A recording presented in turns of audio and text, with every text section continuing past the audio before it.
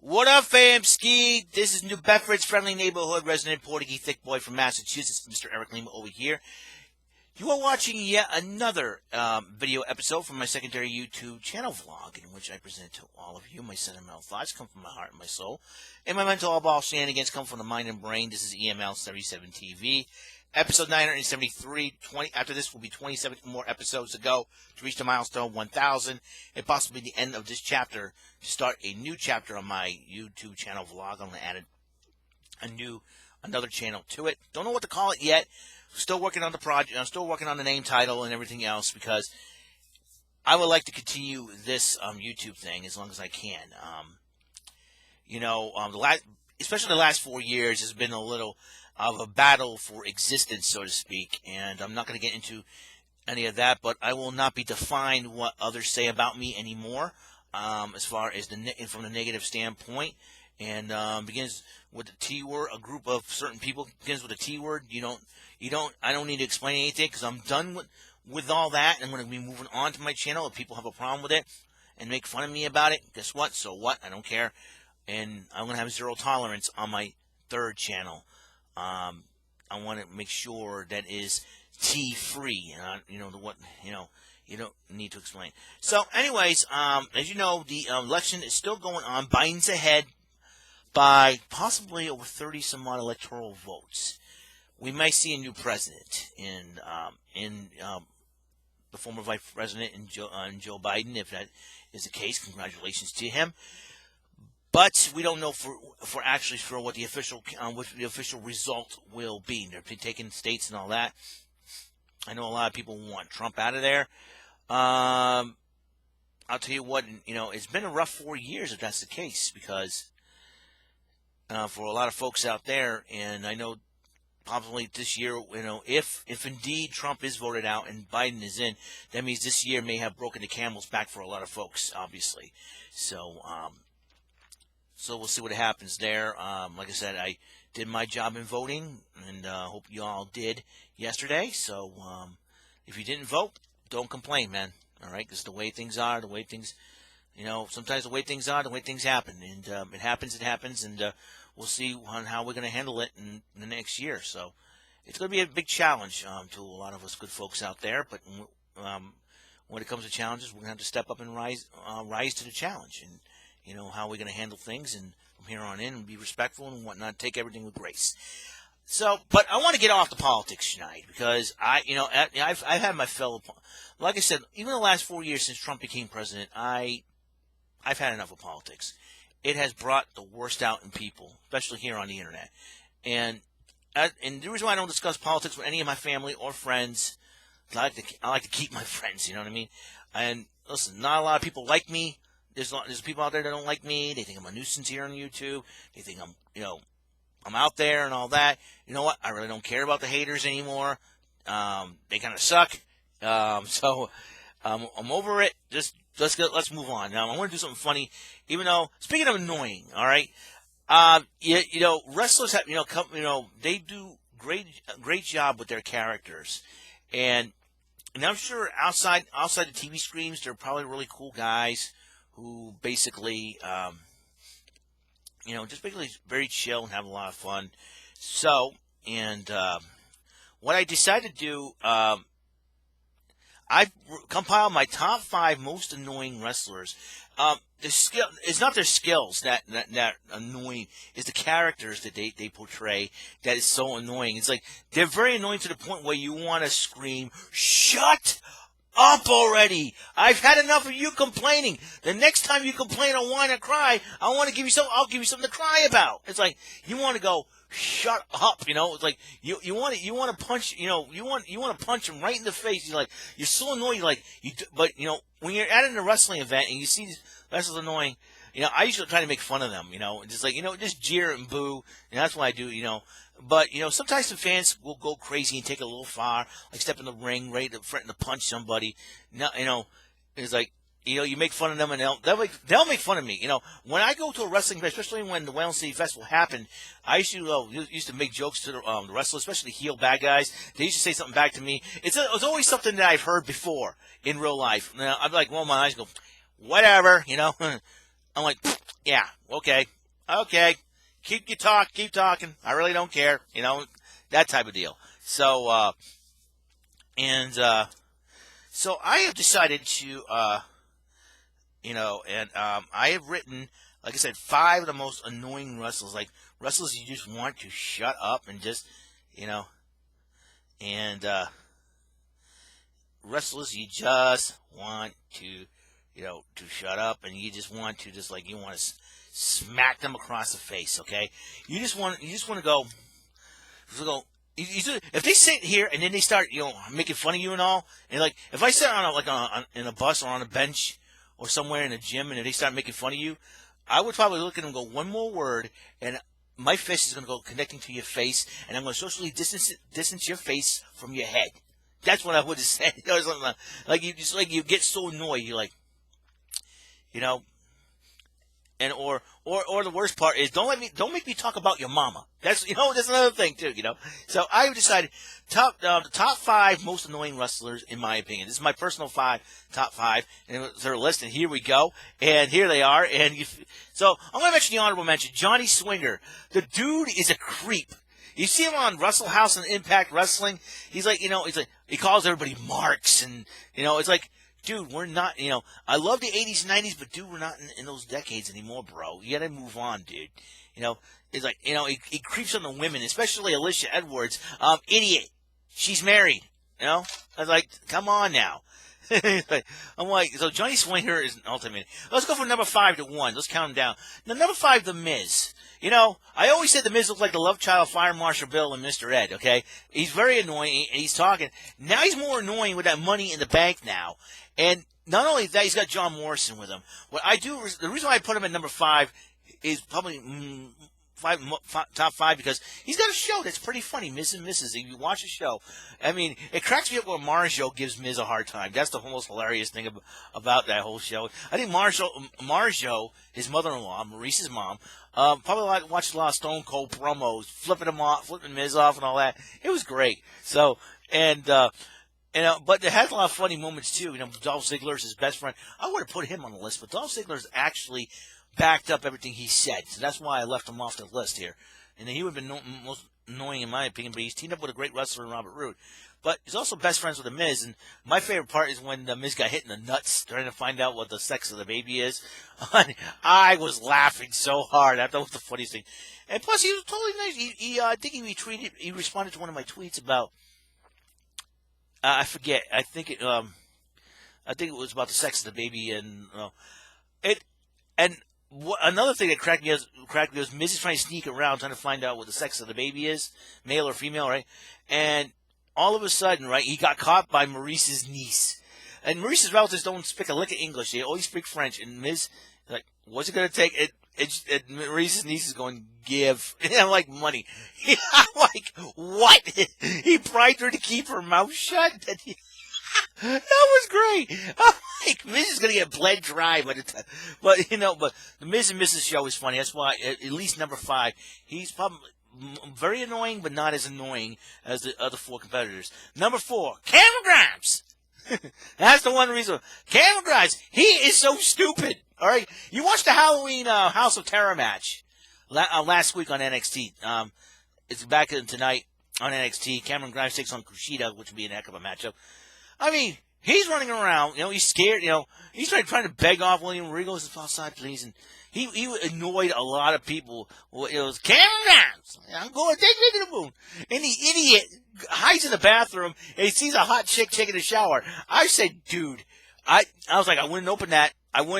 Because he thinks it's some kind of hot chick that, all of a sudden he said, I wouldn't do it. It's a haunted house of terror. A chick taking a shower doesn't add up. Do not open the shower curtain. If you want to know a zombie girl. I'm like, I knew it. You better get at it. Hey, you idiot. I'm like, I'm laughing my butt off going, this is hilarious. Cameron Grimes, he was totally fun. But he's very annoying. His character is very annoying. He's good in the ring. He's a former X Division champion as Trevor Lee, the technical savage. But Cameron Grimes, he takes his annoyance character to a whole new level. You gotta love that. So that's why he's very entertaining when it comes to being annoying. That's why I put him at number 4. Number 3, Sami Zayn. Now, Sami Zayn, the dude, listen, the reason I respect Sami Zayn, what he's trying to do for his for Syria and all, and he's a good philosopher. But when it comes to the Intercontinental Championship, that's where he's at his worst annoying ever. I mean, he's always, we didn't want the championship. I'm not going to defend it every day. You're a fraudulent champion. And the guy does not shut up. It's like, dude, you complain about too many things. You insult Caleb Braxton on talking smack every single chance you get. And, I always said this, that Sami Zayn looks like a Junior Healy from Problem Child, grew up, got to be a wrestler, grew a red beard and grew his red hair out to the point where he looks like Santa Claus on a keto diet, okay? And he has the Intercontinental title, and he's running his mouth to Bobby Lashley. Personally, I like to see this match happen, so I like to see Lashley beat the snot out of Sami Zayn. He's that annoying. Very annoying. And I hope somebody takes the Intercontinental title off him, and I like to see, and you know what? The guy still runs his mouth after getting a choke slam from The Undertaker last year at Madison Square Garden. You think he learned his lesson by now? No, he keeps running his mouth. And then he couldn't defend the title. He's fraudulent tournament. Hey, idiot! You're supposed to defend the title in 30 days. You didn't. You got stripped of it. Get over it. Now you're the official Intercontinental Champion. What you did was clever in the ladder match. Hey, gotta respect that. But you know what? Keep the annoyance tone down, Sami Zayn. Keep it down. Keep it down. Start getting respected. Start defending the Intercontinental title. All right, so that's number 3. Number 2, Brian Johnson from Ring of Honor. The dude calls himself the Mecca. Number 1 top prospect tournament. All he does is complain. He's complaining. He's angry. He's grumpy. He looks like somebody took a dump in his Cheerios every morning. I mean, he acts like someone did that. And he picks on poor Quinn McKay, Caprice Coleman, and Ian Riccoboni. And I mean, I'm like, he's a very angry dude. And now he's got Quinn McKay's boyfriend, Dak Draper, the Mile High Magnum, in his crosshairs. And, and Dak Draper, I got to agree with him. The guy has no friends. And he had a 10-man tag team up with the Shane Taylor Productions against Colt Cabana, his team, of Gator the Cameraman, Gary Juster, one of the promoters from Ring of Honor, Todd Sinclair, and Ian Riccoboni. All right? And he tags himself, and Shane Taylor did not like that, and he disrespected, tells everybody to get out. They leave him in the ring. Even the most hated of all wrestlers don't like this guy.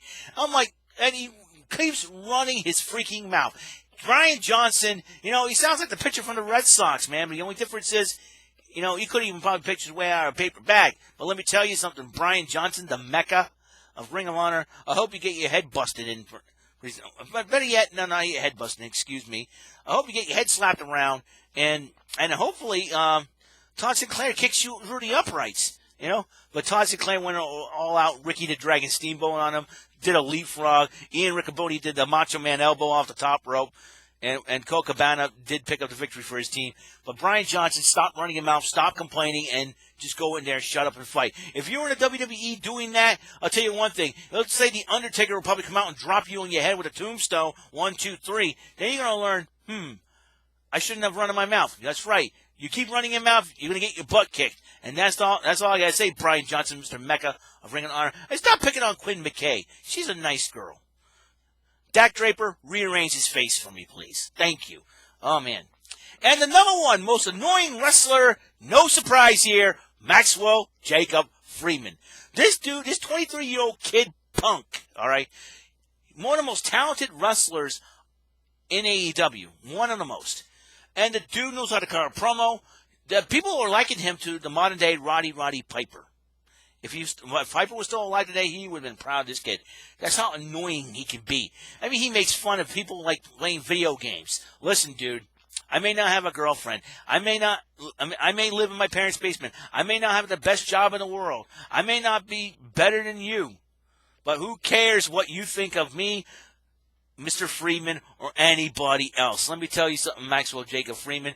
You better be thinking you're lucky stars in AEW, because if you're in the WWE, I was hoping and praying that if you were in the WWE, that the Undertaker would come out of retirement, beat the crap out of you, stuff you in a casket or a body bag, and ship you back to AEW where you belong, son. And believe me, Maxwell Jacob Freeman, he talks big. Well, he's got a bodyguard, rarely says a word. I mean, poor Wardlow, and he gets upset with Wardlow. If I were Wardlow, I would pull a Diesel and knock Shawn Michaels, like Shawn Michaels did at Survivor Series '94, and knock Maxwell Jacob Freeman's lights out. I got them crossed up. Sorry about that. The fact of the matter is like Wardlow doesn't deserve all the bad treatment that Freeman's giving him. And now Freeman wants to join and take over the Inner Circle. He insults Sammy Guevara. I hope Sammy Guevara busts his chop. Looks like Ortiz does not like him either. And I'll tell you one thing right now. I hope Chris Jericho wakes up to what this kid's trying to do. And believe me, I think Chris Jericho would put him on the list. And Maxwell Jacob Freeman, yeah, he's the most annoying wrestler. Like I said, I'm sure outside the ring, all these guys are super cool. I'm sure of it, but there's the in-ring characters, the on-screen characters they portray. They can be annoying as heck.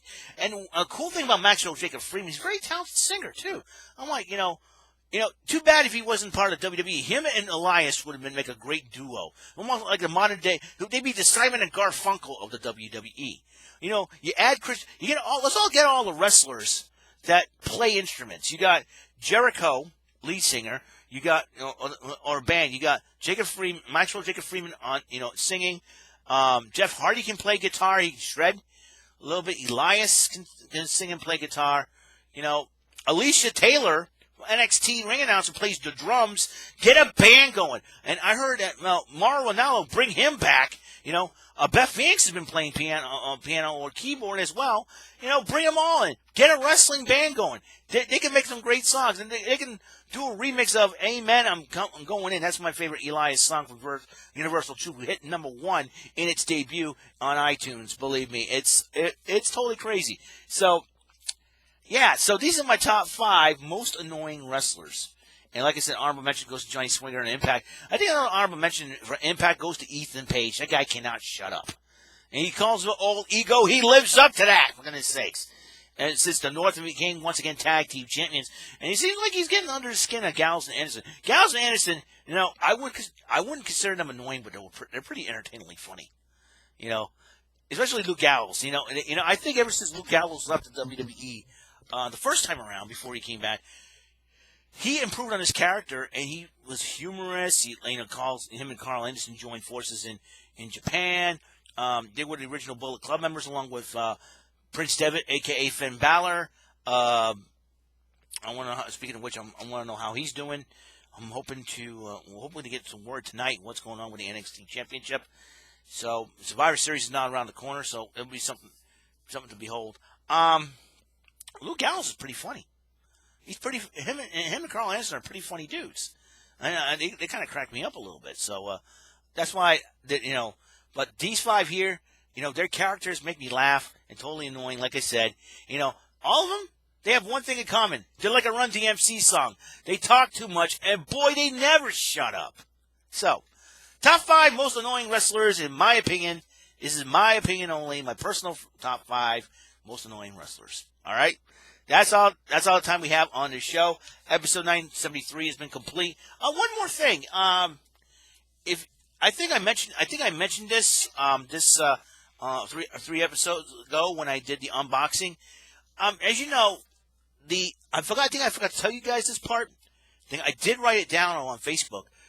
This jersey right here was a teenage fantasy of mine. Come true. Let me explain. When I was a teenager growing up in the 90s, okay, the big thing when it comes to sport, when it comes to apparel, was anything teal, maroon, hot pink, gray, all mixed up. Like, it's almost like if you see the old school Taco Bells back in the day before they changed it, the old school Taco Bell had all those colors. You get Florida Marlins, and especially a Charlotte Hornets starter jacket, the colors, purple, maroon, teal, gray, pink, all those colors because they were the in colors in 90s fashion and apparel, especially around sports jerseys. The Mighty Ducks, I believe, expanded in 1993, if I'm not mistaken. I gotta look that up to make sure I am correct on that. And you know what? Let me do that right now. Let me do a little internet research here, and we will get right to it. Before I Anaheim Ducks. Okay. And and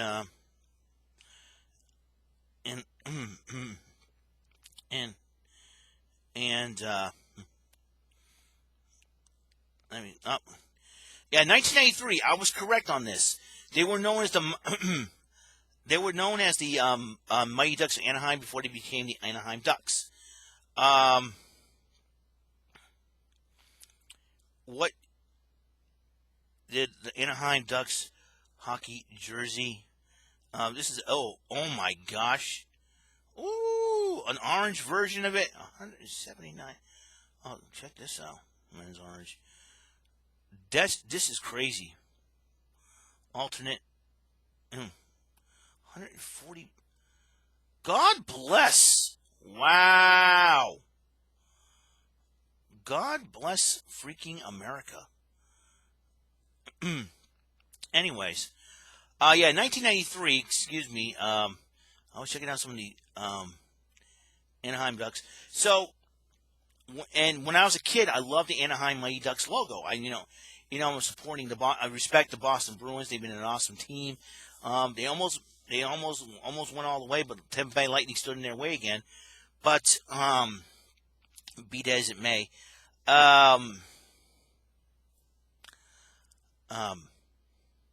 so anyways, but I like the Anaheim Mighty Ducks logo. I like the uniform, the jerseys. Back then, I said I wanted one. I had one that was maroon, but it wasn't almost authentic. This sucker cost me only $70 on Amazon just to get, man. And I showed it off yesterday, and it was the coolest thing ever. And I was big into Mighty Ducks. There was a picture of me that my friend from church had. I was part of a youth group, and at the time, and I was standing next to. I say it. I'm going to have to say it. My ex-crush Paulette. But I think we were playing a Bible racing game or something like that. And I'm holding the Bible in the hand, and I was standing there, and I think she was Paulette was holding a baton of some sort, and I think it was like, she was supposed to answer. It was like a Bible relay. I think it was a relay Bible game. I forget what it was. I mean, that memory's kind of a little bit foggy, but that's okay. So all I remember is what I was wearing. I was wearing a Mighty Ducks sweatshirt and a Mighty Ducks hat. All right. And my friend Randy Leonard, who took the picture, knew I was big into Mighty Ducks. So this right here, this bad boy right here, is a teenage fantasy come true. I couldn't, hey, I'm happy with that. I am happy with that. It's just so awesome. See, so I'm sure a lot of you don't know the backstory of the Mighty Ducks. And I was big into that. I thought the Mighty Ducks logo was the coolest back then because it resembles the Disney duck, like Donald Duck, and it reminded me of that. So I figured it's something Disney. Disney owned the Mighty Ducks. The movie and part 2 came out. It was crazy, man. So yeah, so a lot of good came out of that in the 90s. So that's a teenage fantasy come true to me. For me, can't wait to wear it. And I want it. Like I said, I'm leaving that. No, like the Patriots jersey here. I've not worn it since. I'm kind of. I have to admit something. I'm going to confess something. I'm a little bit superstitious. I am a bit superstitious because every time the Patriots win, I would wear the jersey. If they don't win, I don't wear it. Like the Red Sox, or I don't wear the hat or anything. I don't know why. People get on. I'm afraid people get on my case, but may have to change that up a little bit. See if I'll reverse fortunes for the Patriots. I don't know if that's going to happen. 2-5, very tough to come back from that. But got to have faith and never lose hope, man. That's for sure. So that's the crazy thing about the backstory of my Mighty Ducks jersey of why I got it. $70 on Amazon, man. If you want a Mighty Ducks jersey of your own, you go on Amazon, order one, get your name, number on it, Hopefully it comes in for you, and boom, you'll be like you're a hockey player, man. And I got a couple of people in my church are Bruins fans, so my pastor, his son, and a friend of ours, I don't think they'll be very happy with me wearing that. Don't worry, I'm still a Bruins fan, but I just like the jersey, I just like the logo, I like the hat. I just want to throw myself back to the '90s, man. That's the way it is. So ease it up now. Okay. We're about less than an hour away from NXT. 4 matches tonight happening. As you know, 2 women's matches happening. One, Ember Moon going one-on-one with Dakota Kai. Can't wait for that matchup. It'll be a heck of a matchup. Another great match happening in the women's division. Shotzi Blackheart, because of her the great job that she did hosting Halloween Havoc and preventing nefarious actions in the main event, which is basically a TLC match between Io Shirai and Candice LeRae for the women's championship. And Shotzi Blackheart put a stop to all that, helping Io retain. And so William Regal rewards her with a match against anybody. And so she wanted to face Toni Storm for the very first time. She never got a chance to face Toni Storm, so I'm really excited about that matchup. And I love Toni Storm. She is gorgeous. You know what I should do? The top 5 favorite female wrestlers of NXT. I should do that next. That's what I want to do. And because it is a tough list to go by, and I got to pick up my top 5. I got them. I felt like Charles Barkley. You know my 5. You know my 5. Remember those commercials? Anyways, so there's that. Cameron Grimes, if he is mentally recovered from the attacks of Dexter Lumis and his zombie friends, takes on Kushida. I think Kushida and Tommaso Ciampa. I think this will be the main event. Tommaso Ciampa going one-on-one with Velveteen Dream. A lot of people hate Velveteen Dream because of the allegations going against him, even though WWE found no evidence. Unfortunately, but they want to see Velveteen Dream get beat up. Tommaso Ciampa may be the guy to do it. We'll see what happens tonight. I'm looking forward to that, to be honest with you. It's going to be really, really cool. Let's see. What else?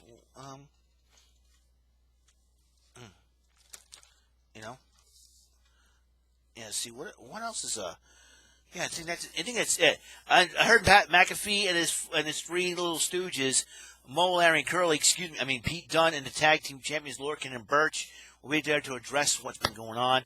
Who knows what Pat McAfee's done? And if I were Adam Cole, I would want to rearrange Pat McAfee's face. That's how bad, that's how. So you got that. So we're gonna watch it tonight. We'll see what's going on, and that's it. So that's all the time we have on the show. 973 is complete. God's love and blessings to all of you. And we'll see what happens in the election. What's the final tally and all that. Biden was ahead last time I checked, so anything could change. Crazy things have happened before. In fact, it's 2020. What more crazy things could happen, all right? We were talking about we're only 1 month away from the end of this year, possibly the worst year in the history of on this planet. And believe me, I'm sure aliens will be looking down and going, boy, Earth's having a rough 2020. Should we go down there and save it? I don't think so. We're not even going to touch Earth. We're not even going to conquer it. Too many stupid people down there. You know what I'm saying? Yeah, heck, Borat can run this country. Very nice. It's nice. I like you. It's nice.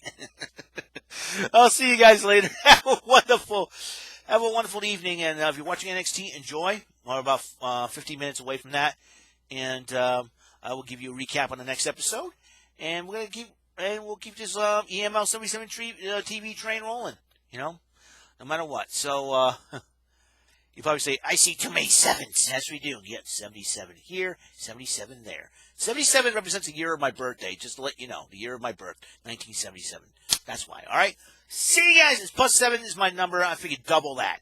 All right, I'll see you guys later. Have a wonderful evening. Peace.